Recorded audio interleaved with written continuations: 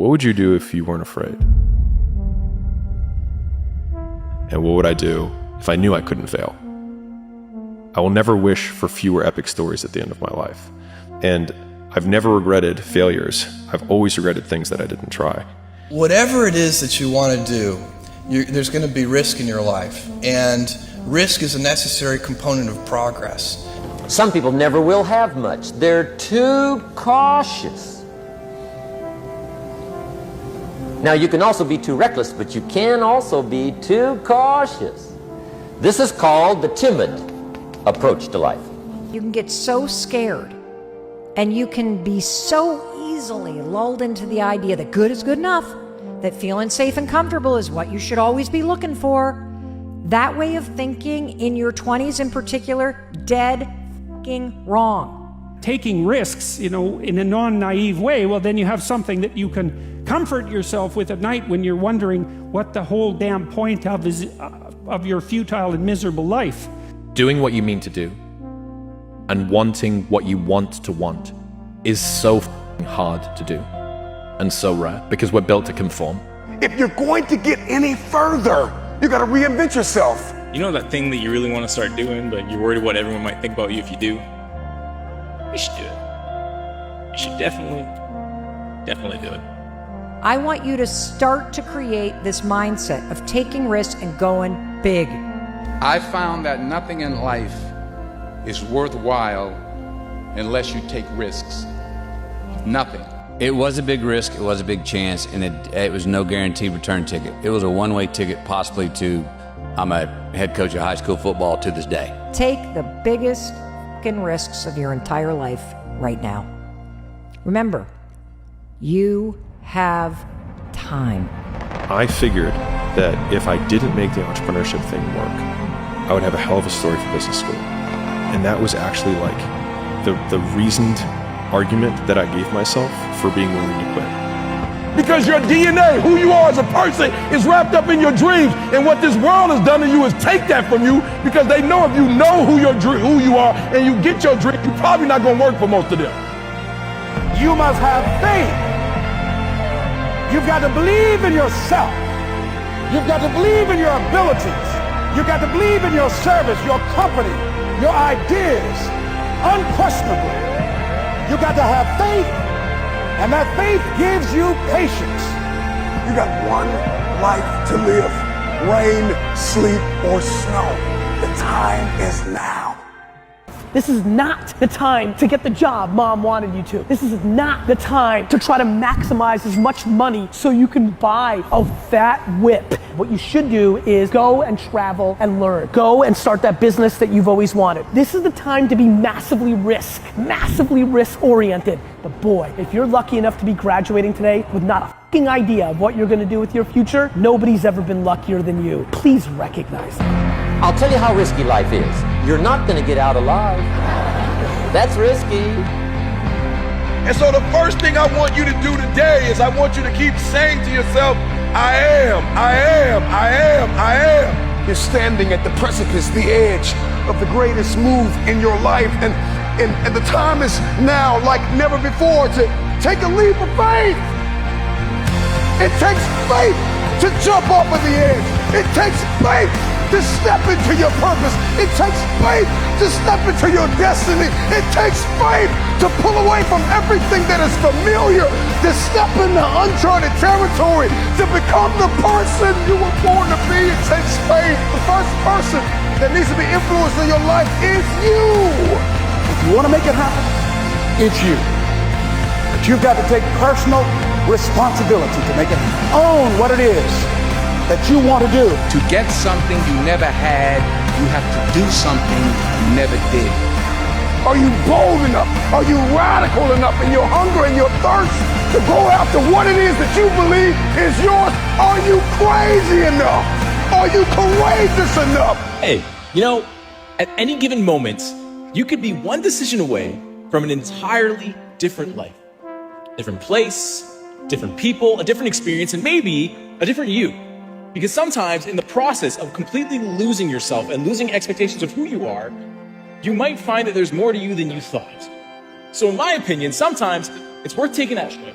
It's worth trying that new experience just to find out. Do something big. I know that there is something inside of you that you have always wanted to do.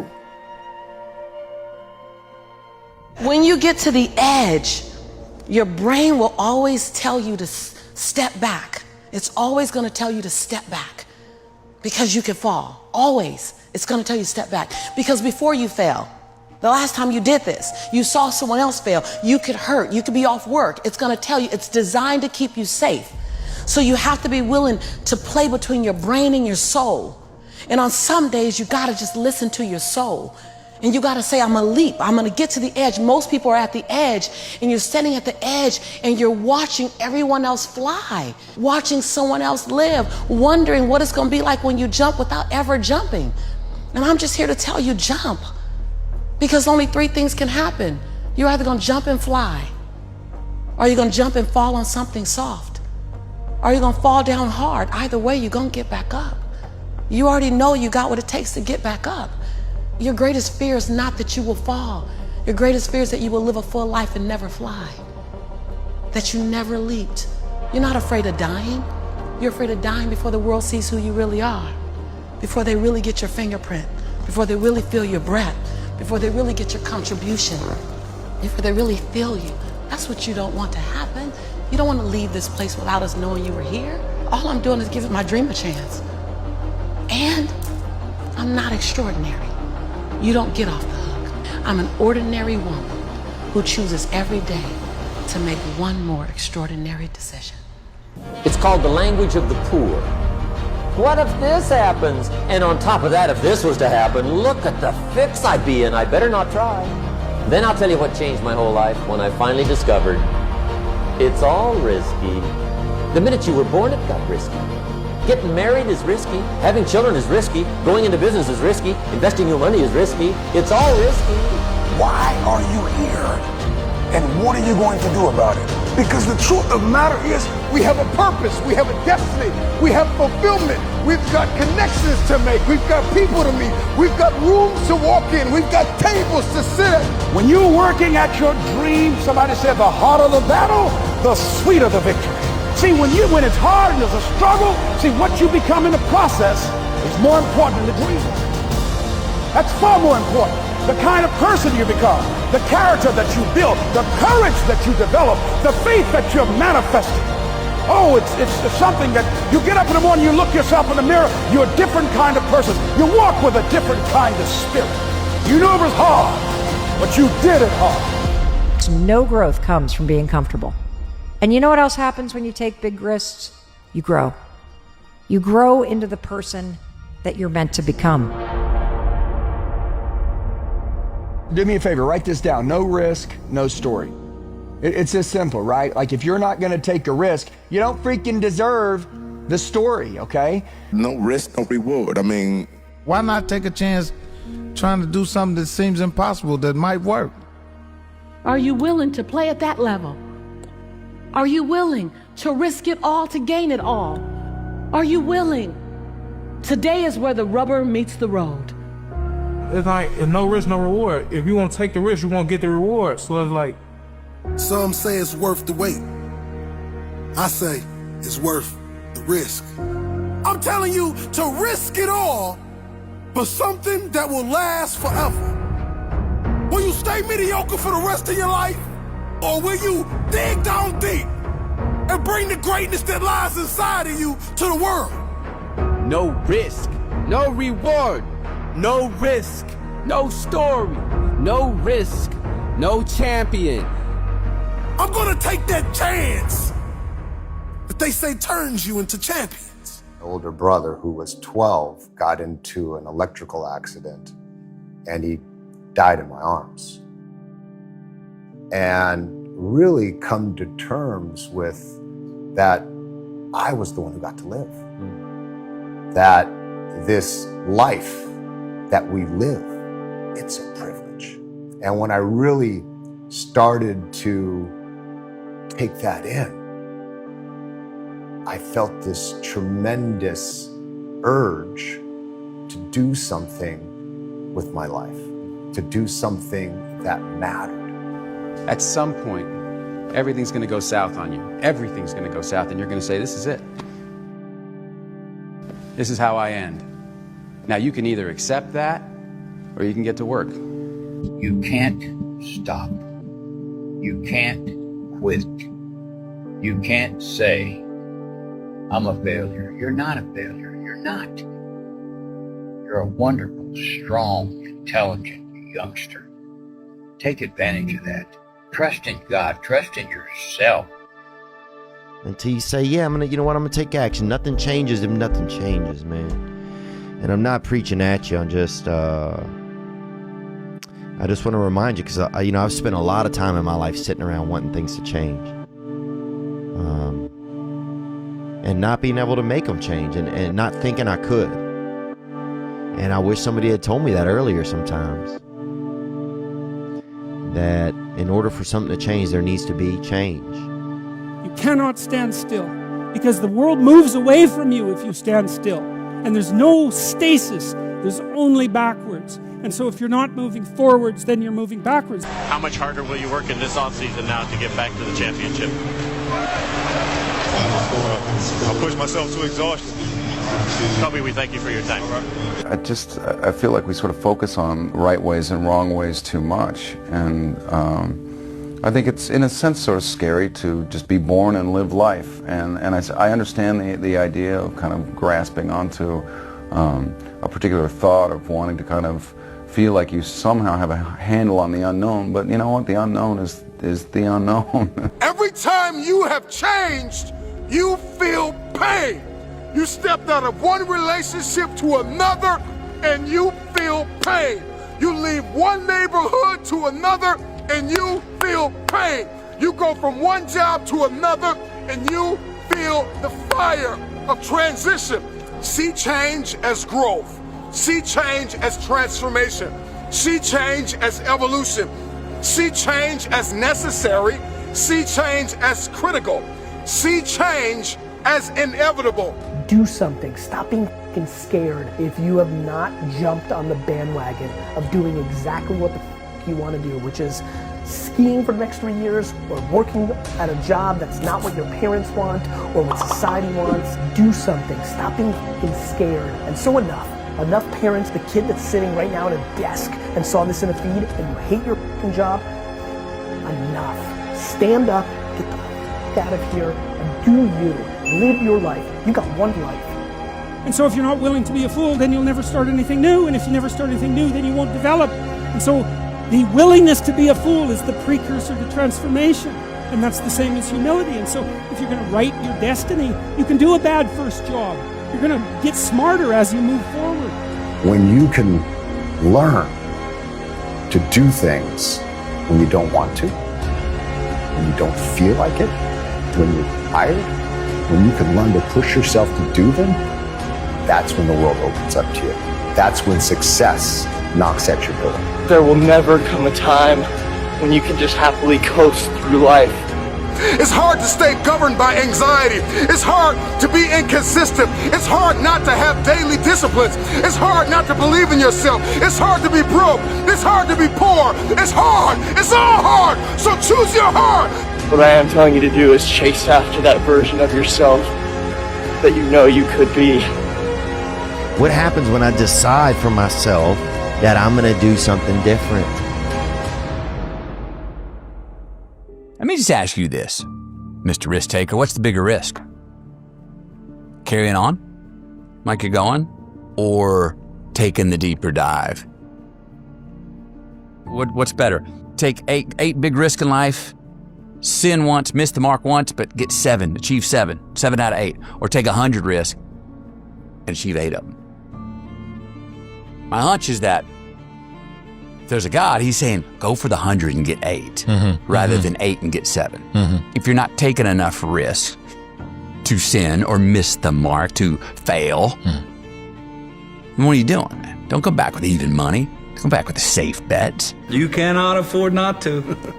I get the sense that feelings are one of these strange bets, emotions, investing ourselves, not holding a bit back, not putting one foot out, like putting it on the line, opening up. Yeah.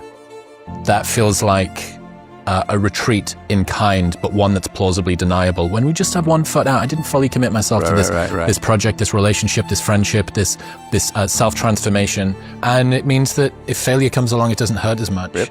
But it also means that success is less likely. And if success comes along, you know that you didn't really earn it. We have to define success for ourselves. And then we have to put in the work to maintain it. Take that daily tally. Tend our garden. Keep the things that are important to us in good shape. No. Don't study the result. What was the person doing when they got there? And everybody who's achieved something great was some sort of outlaw. Yep. Some sort of hustler. Out of balance, out of whack, dark times. Whoa. Airstream. Still wakes up in the middle of the night and glad they're wearing a mouth guard because they'd have chipped all their teeth with that fucking nightmare they were having about those things they did back then. I'm one of those. Prioritize who you are, who you want to be, and don't spend time with anything that antagonizes your character. Let's carry on and trust and be ready to do the work to say, we're not gonna just let that slide anymore. No, make a sacrifice today. Sacrifice a plastic ring today for a gold crown tomorrow. Sacrifice something today for more freedom tomorrow. Sacrifice something today for a possible healthier future for your kids. Be brave, take the hill, but first answer that question, what's my hill? Whatever your answer is, don't choose anything that will jeopardize your soul. You've got this great line where you say, so many people are obsessed with how to live longer instead of how to live better. How do you come to think about that? I'm for it, the longevity. I'm for it. But in the pursuit of it, are we measuring quality of life along the way? Some people aren't. And I personally don't want to have the highest number, but then go, oh, that wasn't any fun, or I didn't enjoy that, or that sucked.